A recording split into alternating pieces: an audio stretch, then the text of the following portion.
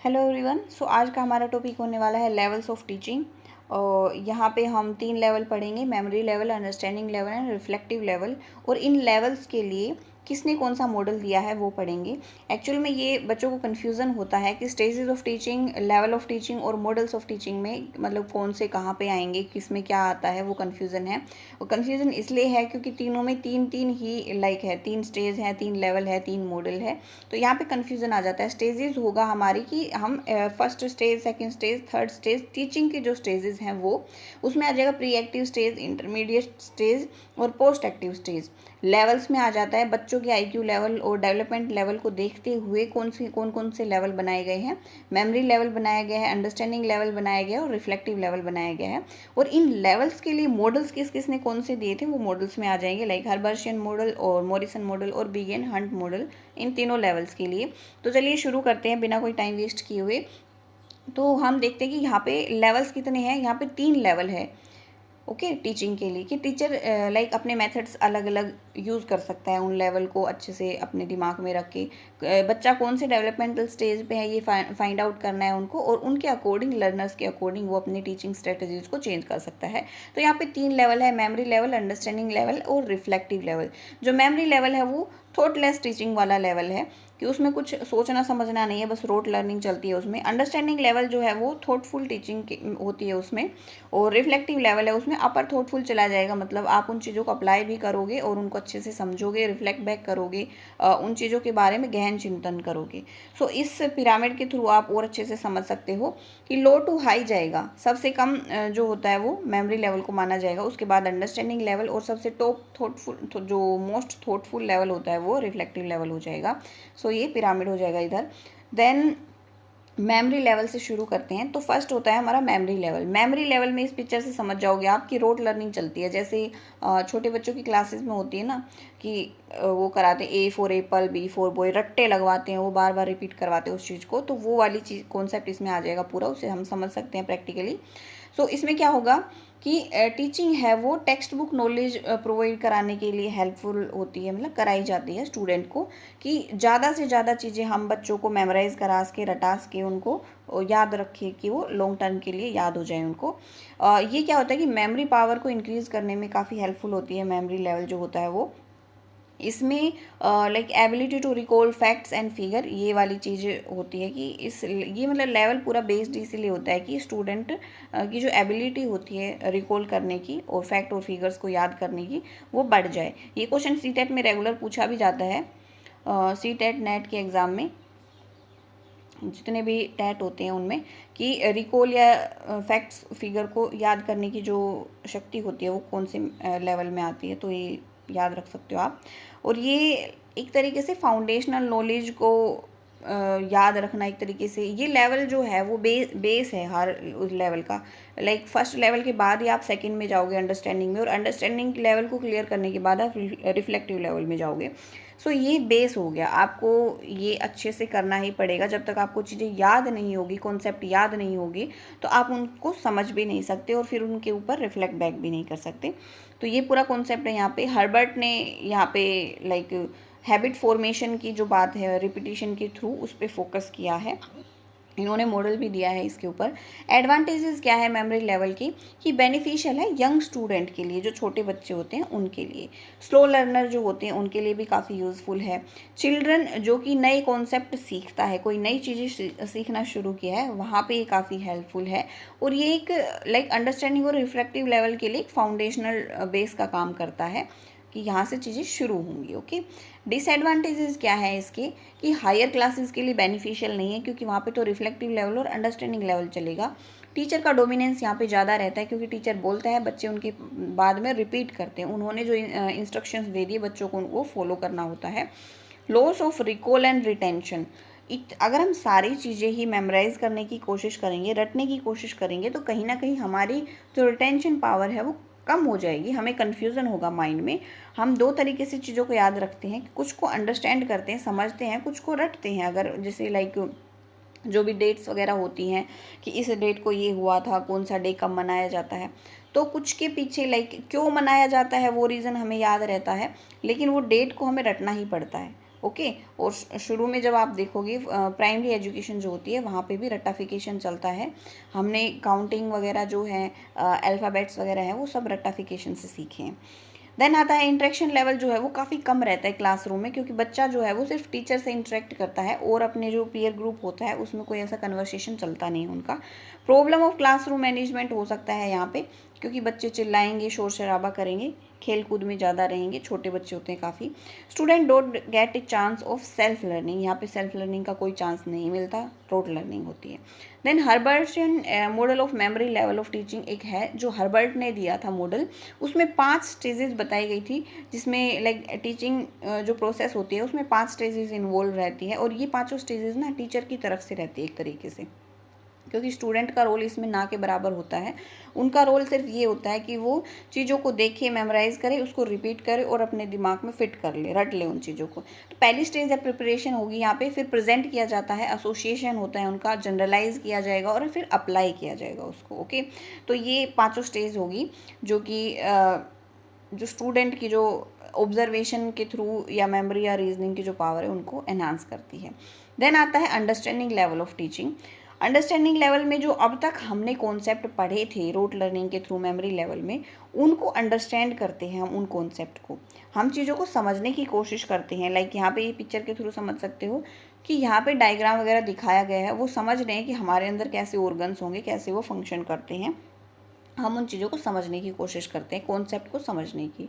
Okay, ये है कि लाइक कॉन्सेप्ट जितने भी अब तक हमने पढ़े थे वो कैसे कनेक्टेड हैं एक दूसरे से, कैसे लाइक एक के बाद एक क्यों आ रहा है, कैसे आ रहा है, उन चीज़ों को लाइक क्यों और कैसे का जो आंसर है वो हम यहाँ पे समझते हैं, यहाँ पे फाइंड आउट करते हैं। जो पहले का एक्सपीरियंस है वो भी यहाँ पे काफ़ी काम आते हैं। जो टीचर और स्टूडेंट का इन्वॉल्वमेंट है क्लास में वो भी बराबर का रहता है, क्योंकि टीचर भी अब इंटरेस्टेड होने लगते हैं। बच्चा क्वेश्चन पुटअप करता है कि ऐसा क्यों हुआ, तो टीचर को भी अच्छा लगता है और वो पार्टिसिपेट करता है। बच्चा भी पार्टिसिपेट करता है, क्वेश्चन पुटअप करता है, एंड एक्सप्लेनेशन होती है यहाँ पे। और भी जो मेथड्स वगैरह जैसे सेमिनार हो गई, प्रेजेंटेशन वगैरह हो गया, उनके थ्रू हम अलग अलग मेथड्स के थ्रू कोशिश करते हैं कि बच्चे को समझ में आए वो चीज़ें। ओके, तो यहाँ पे अंडरस्टैंडिंग लेवल हो गया। अब इसके एडवांटेजेस क्या है अंडरस्टैंडिंग लेवल की, कि काफ़ी इफ़ेक्टिव लर्निंग है। हम चीज़ें समझ रहे हैं तो इफ़ेक्टिव तो होगी ही। Development of different cognition learnings, यहाँ पे अलग कोग्निशन लेवल जो है हमारा डेवलपमेंट होता है कोग्निशन में। एंड जो स्टेजेस होती है मतलब एक तरीके से जो रिफ्लेक्टिव लेवल होगा हमारा वो स्टेज के बाद आएगा। तो अगर ये स्टेज हमने अच्छे से की है तो रिफ्लेक्टिव लेवल के लिए काफ़ी बेनिफिशियल होगा। इंटरेक्शन होता है वो काफ़ी अच्छा होता है टीचर और स्टूडेंट के बीच में। डिसएडवांटेजेस क्या है कि इसमें जो हायर कोग्निटिव एबिलिटी है जो रिफ्लेक्टिव लेवल की होती है वो इग्नोर की जाती है, क्योंकि हम कोशिश करते हैं लाइक 10th तक आपने देखा होगा कि सारे सब्जेक्ट को एक मॉडरेट लेवल पे पढ़ाया जाता है। ओके, तो अगर किसी का एक सब्जेक्ट में कीन इंटरेस्ट है तो उस चीज़ को इग्नोर किया जाएगा कि भाई कुछ ज़्यादा ही अच्छा वो कर सकता है उस सब्जेक्ट में। वहाँ पे सारे सब्जेक्ट पे फोकस किया जाता है। Less emphasis on intrinsic motivation. Intrinsic motivation मतलब अंदर से हम खुद चाह रहे हैं एक चीज़ को करना, तो वो चीज़ कम होती है यहाँ पे। लाइक टीचर्स का जो फोर्स होता है वो ज़्यादा होता है, वहाँ से हमें मोटिवेशन मिलती है। मार्क्स की मोटिवेशन होती है कि मार्क्स अच्छे लेने हैं हमें, रिजल्ट अच्छा देना है हमें, तो ये चीज़ें होती हैं। खुद सीखने की जो चाह है वो यहाँ पे कम होती है। नो इंडिविजुअल लर्निंग, कोई इंडिविजुअल लर्निंग नहीं होती, ग्रुप लर्निंग करते हैं सब, क्लास में पढ़ाया जाता है सब कुछ। टीचर सेंटर्ड होती है, टीचर या सब्जेक्ट सेंटर्ड भी बोल सकते हो इसको, कि यहाँ पे सब्जेक्ट और टीचर के अकॉर्डिंग पढ़ाया जाता है। मॉरिसन ने अंडरस्टैंडिंग लेवल के ऊपर एक मॉडल दिया था, उन्होंने भी 5 स्टेप दी है यहाँ पे। कि पहले एक्सप्लोर करेंगे हम, जो स्टूडेंट है उनकी जो प्रीवियस नॉलेज है उसको चेक करेंगे, फिर उनके सामने हम कंटेंट है वो प्रेजेंट करते हैं। डायग्नोसिस होता है, रिकैपिचुलेशन होता है, और स्टूडेंट मतलब जब तक समझ नहीं जाता तब तक ये प्रोसेस चलती है। एसिमिलेशन होता है कि हम उनको अलग अलग प्रैक्टिकल वे में भी उस चीज़ को कराने की कोशिश करते हैं, एक्टिविटीज़ वगैरह आ जाती हैं, लेबोरेटरीज वगैरह के काम आ जाते हैं। ओके, ऑर्गेनाइजेशन होता है कि स्टूडेंट है वो कंटेंट को उसी तरीके से लाइक ऑर्गेनाइज कर पा रहा है, रिप्रेजेंट कर पा रहा है, यानी कि उसने अब तक क्या क्या पढ़ा है, क्या क्या समझा है। रिसाइटेशन होता है कि जो स्टूडेंट है वो उस चीज़ को रिसाइट करता है, मतलब प्रेजेंट करता है वापस से, वो वापस इतना अच्छे से समझ जाता है कि वो कॉन्सेप्ट को फिर से बता सकता है ईजीली। अब रिफ्लेक्टिव लेवल ऑफ टीचिंग आता है। रिफ्लेक्टिव लेवल ऑफ टीचिंग है वो most thoughtful level of teaching या लर्निंग जो है वो माना गया है। इसमें क्या होता है, इंट्रोस्पेक्टिव लेवल या रिफ्लेक्टिव लेवल भी बोलते हैं, सेम मीनिंग है। मतलब हम किसी चीज़ के बारे में गहन चिंतन कर रहे हैं और वापस से उस चीज़ के बारे में बता रहे हैं, हम सोच रहे हैं चीज़ों के बारे में, जो भी हमें अब तक समझा था अब हम उससे और भी ऊपर सोच रहे हैं उनके बारे में, ठीक है। ये मोस्ट एडवांस लेवल है टीचिंग लर्निंग मेथड में। और क्योंकि जो टीचिंग है वो सिर्फ ये नहीं होता कि हमें एक आइडिया मिल गया या मतलब हमने समझ लिया उसको, उसको अप्लाई करता है, उसको और भी जगह पे अप्लाई करने की कोशिश करता है, कुछ नई चीज़ें क्रिएट करने की कोशिश करता है। It goes beyond comprehension and requires student to focus on what they have heard or understand। मतलब क्या सुन रहा है, क्या समझ रहा है, उससे भी ऊपर वाली स्टेप है ये। More advance stage in which the learner advances one step further through the concept to comprehend the concept multiple dimension. एक कॉन्सेप्ट को मल्टीपल डायमेंशन में सोच सकता है, मल्टीपल डायमेंशन में लाइक कहाँ कहाँ पे ये कॉन्सेप्ट इन्वॉल्व होगा, कहाँ मतलब हम नई चीज़ अगर जनरेट कर रहे हैं तो इस कॉन्सेप्ट को यूज़ कर सकते हैं। जो ये लेवल ऑफ इंस्ट्रक्शन है in which instructor encourage and stimulate student to think about and reflect on content concept they have learn.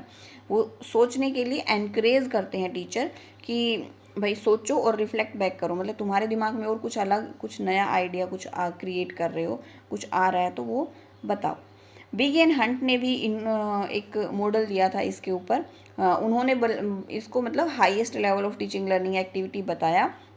इसको मोर अलाइव एग्जिस्टिंग और क्रिटिकल थिंकिंग जैसे इसमें होती है, तो वो इन्होंने बताया कि ये काफ़ी लाइक क्रिटिकल थिंकिंग होती है, इसमें काफ़ी अलाइव एनवायरनमेंट रहता है क्लासरूम का।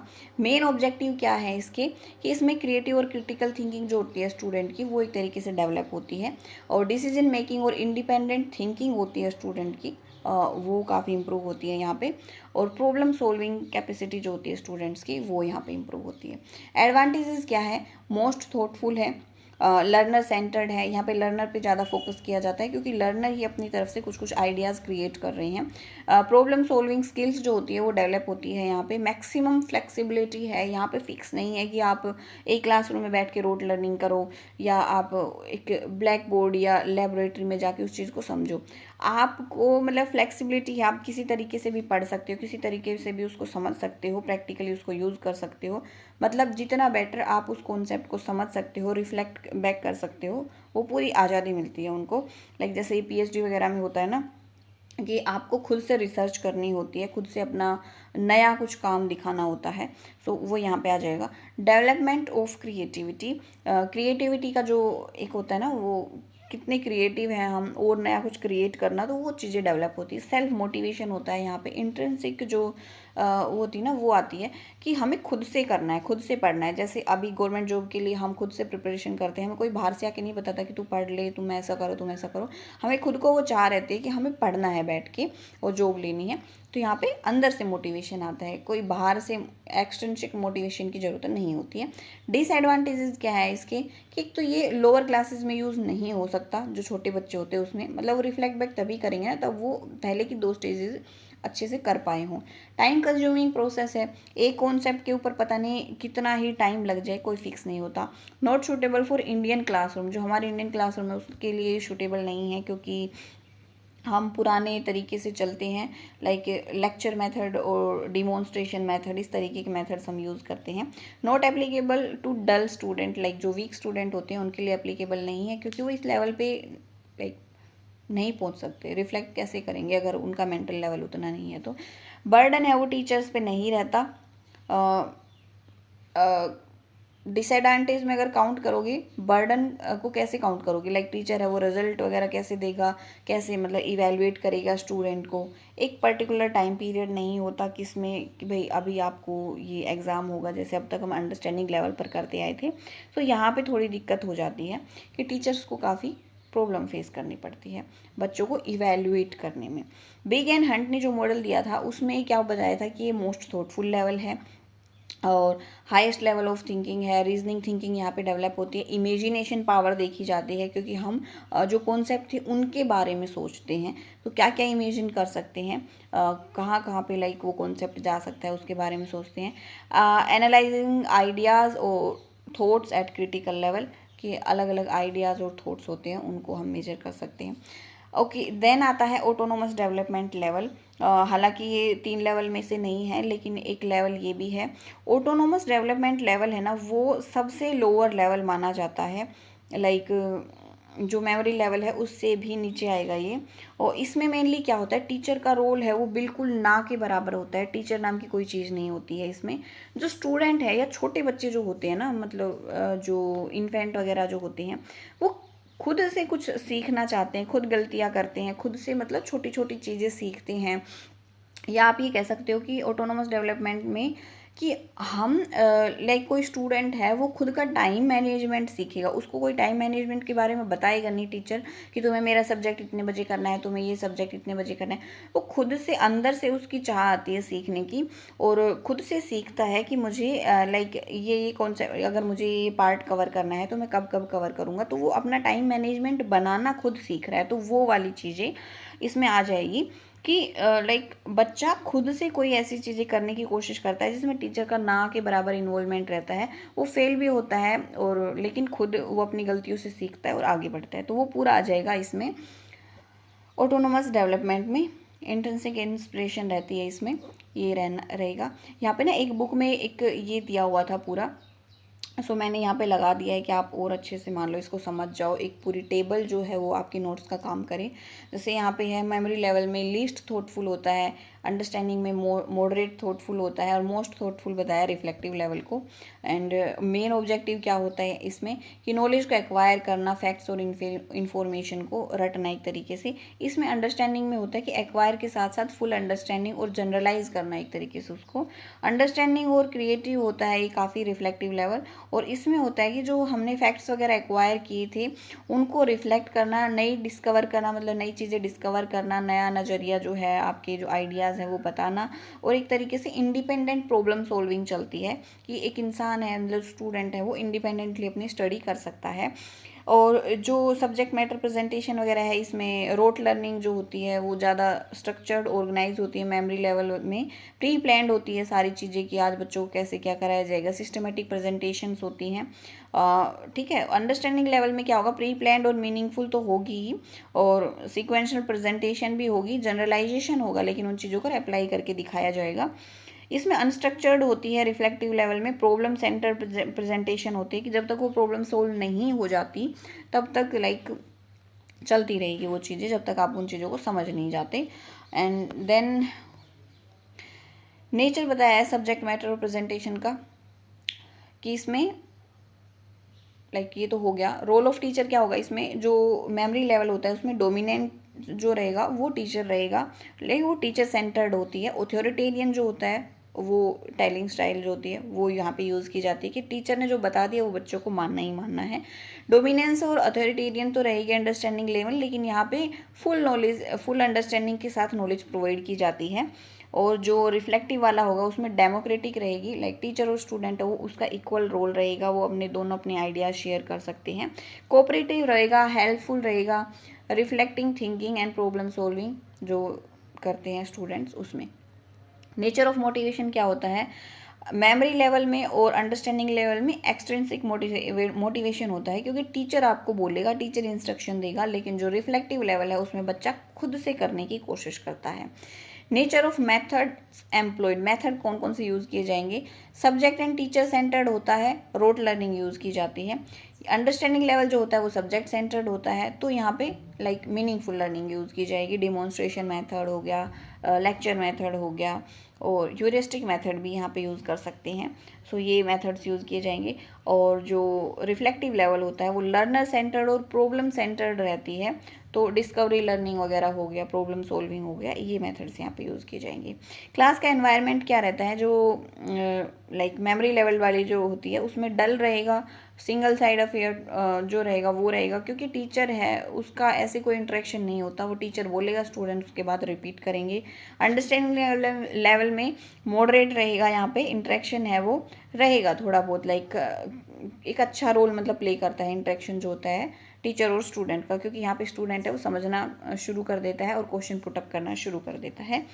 यहाँ पे रिफ्लेक्टिव लेवल में काफ़ी अच्छा एक हेल्दी रिलेशनशिप रहता है टीचर और स्टूडेंट में, क्योंकि एक ही प्रॉब्लम को दोनों सोल्व करने की कोशिश करते हैं, यूँ लगा लो। सो एक जो लाइक स्टूडेंट के दिमाग में कुछ आ रहा है वो टीचर से शेयर कर सकता है अपने आइडियाज़ वगैरह, और टीचर को कुछ ऐसे आइडियाज़ आ रहे हैं तो वो स्टूडेंट से शेयर कर सकता है, और दोनों एक ही प्रॉब्लम को सोल्व करने के लिए वर्क करते हैं।